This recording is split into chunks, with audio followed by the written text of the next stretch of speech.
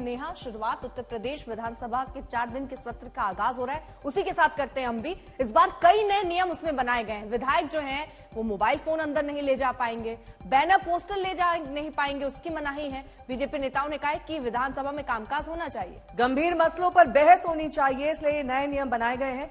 Samajwadi party ने नए नियम पर ऐतराज जताया है।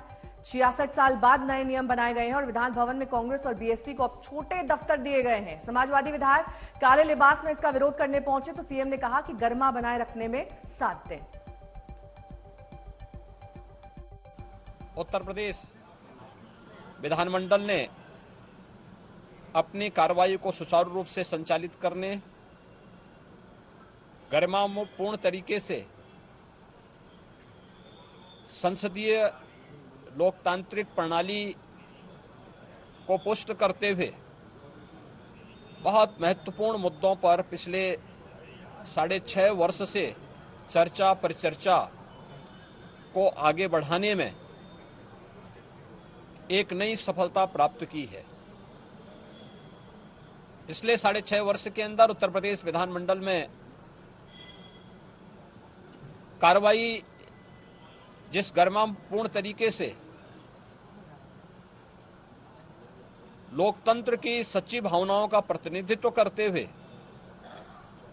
संवाद परिसंवाद को पुष्ट करते हुए आगे बढ़ी है, वह लोगों के लिए कौतूहल और आश्चर्य का विषय भी बना हुआ है,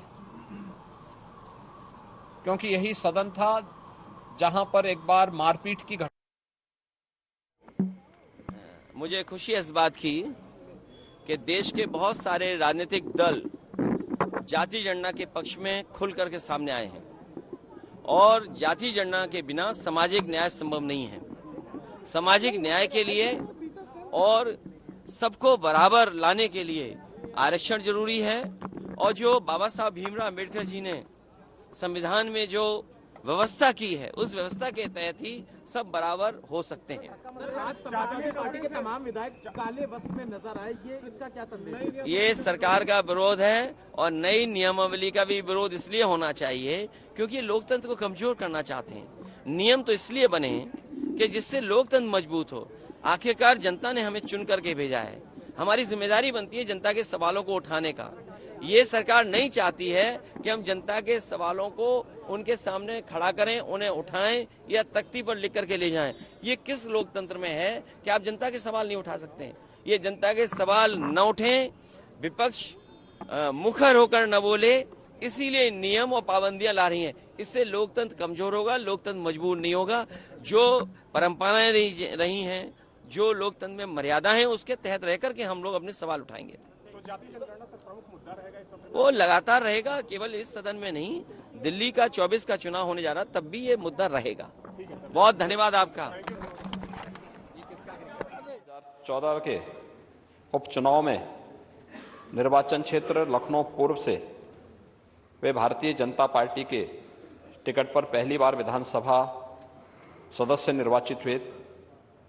तत्पश्चात वर्ष 2017 तथा 2022 में लगातार तीसरी बार इस सदन के लिए निर्वाचित हुए।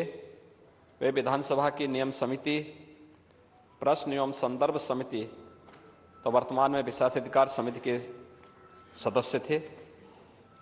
2017 से 2022 तक उन्होंने